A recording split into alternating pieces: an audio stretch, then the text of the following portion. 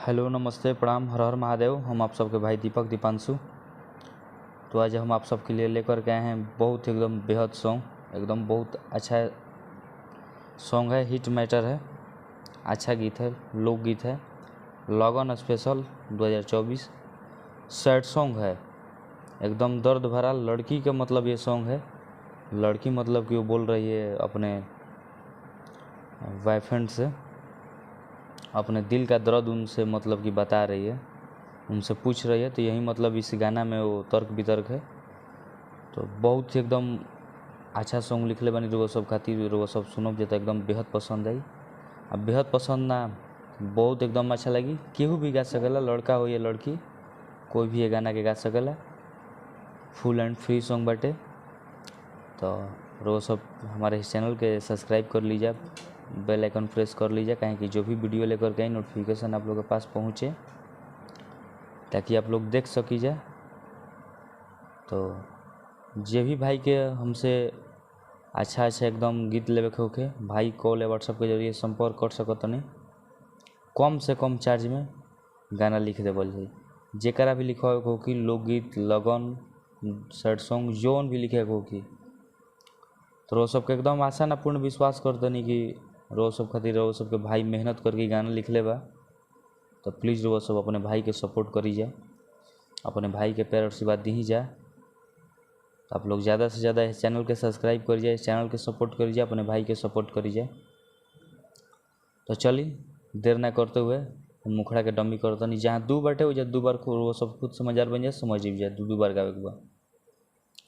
तो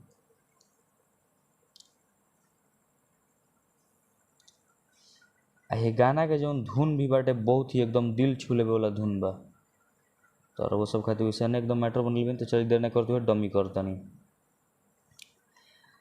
अरे हरदम तड़पावेल तुहारा खातिर सुनावा, कबो बती आवेल कबो बंद रखेल फोनावा। हरदम तड़पीले तुहारा खातिर सुनावा, कबो बती आवेल कबो बंद रखेल फोनावा। कि तू तो धारावेल तो धरेला कि ना हो, तू तो धारावेल तो धरेला कि ना हो। यारऊ हो मिले के मन तोहरा करेला कि ना हो, हमारा से मिले के मन तोहरा करेला कि ना हो। तो चलिए मुखड़ा रहा वो सब आशा ना पूर्ण विश्वास करते एकदम बेहद पसंद आई कि मुखड़ा हमारे लिखल अच्छा लगी। तो प्लीज़ अपने भाई के रो सब सपोर्ट करीजिए एकदम, कहें जो भी वीडियो मतलब रो सब देखत हो कब एकदम बेहद ही एकदम हिट मैटर लेकर के आई ना। तो प्लीज़ रो सब से यह आग्रह बटे कि प्लीज़ रो सब सपोर्ट करिए। तो चलिए गाना ये पूरा सुन लब जाए, अच्छा लगी तो लाइक शेयर कमेंट जरूर करब जाए। चलिए फर्स्ट अंतरा के डमी करके सुनाओ तनी। तो ये फर्स्ट अंतरा बा। तो जो भी भाई को हमसे पर्सनली सॉन्ग लेवे होगी, भाई कॉल या व्हाट्सएप के जरिए संपर्क करके पर्सनली सॉन्ग ले सकता है, कम से कम चार्ज में गाना लिख दिए। तो चलिए फर्स्ट अंतरा गा के सुनाओ तनी। आसारा लगाई के फोन जब करीले शाम में, बतियावे के कहिले तो कहेल बानी काम में। आसारा लगाई के फोन करी जब शाम में, बतियावे के कहिले तो कहेल बानी काम में। पगली के याद कबो पड़ेला कि ना हो, पगली के याद कबो आवेला कि ना हो। यारऊ हो मिले के मन तोहरा करेला कि ना हो, हमारा से मिले के मन तुहरा करेला कि ना हो। तो चलिए हमारी फर्स्ट अंतर रहा। वो सब खुद शब्द देखत हो जा कि हाँ वो सबके भाई वो सब खातिर कितना मेहनत करके शब्द बनाई ना एकदम अलग हट करके कोनो भी गाना बनैले बन वो सब खातिर दिल से मेहनत करी ना अलग हट करके बनाई ना।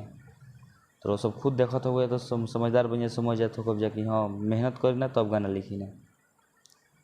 तो चली ये फर्स्ट अंतर रहा और वो सब सेकेंड अंतरा के डमी कर तनी। तो देखिए सेकेंड अंतरा बा तो वो सबके जे भी भाई की गाना गावे को होगी तो भाई अपन नाम रख करके गाना से गा सकता ना फुल एंड फ्री सॉन्ग बा। तो और उसको खुद समझ में आवत होगी कि ना कैसन हम शब्द लिखी ना का लिखी ना। तो अपने भाई के रो सब प्लीज़ सपोर्ट करी जाए। तो चली गा के सुनाओ तनी। कहत रह दीपक हम कबो ना भुलाइम आ तोहरा से जानू साथ जीवन भर निभाइम। कहत रह दीपक हम कबो ना भुलाइम आ तोहरा से असमिता साथ जीवन भर निभाइम। प्रीतम चंदन जीवा जरेला कि ना हो। प्रीतम चंदन जीवा जरेला कि ना हो। सोना हो मिले के मन करेला कि ना हो।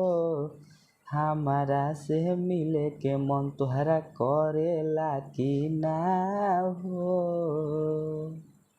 तो चलिए गाना लिखल रो सबको क्वेश्चन लगल आसान अपन विश्वास करती हैं कि रो सबको बेहद पसंद आवल लिखी। तो प्लीज़ रो सब सपोर्ट करिए अपने भाई के असी प्यार से बात बनल रही जाए एकदम मन गदगद रहे रो सबके भाई के असी अपन भाई पर एकदम प्यार बरसैले रही जाए। तो चलिए नेक्स्ट सॉन्ग के लिए टाटा बाय बाय। जय हिंद जय भारत जय हो भोजपुरिया समाज जय माँ सरस्वती।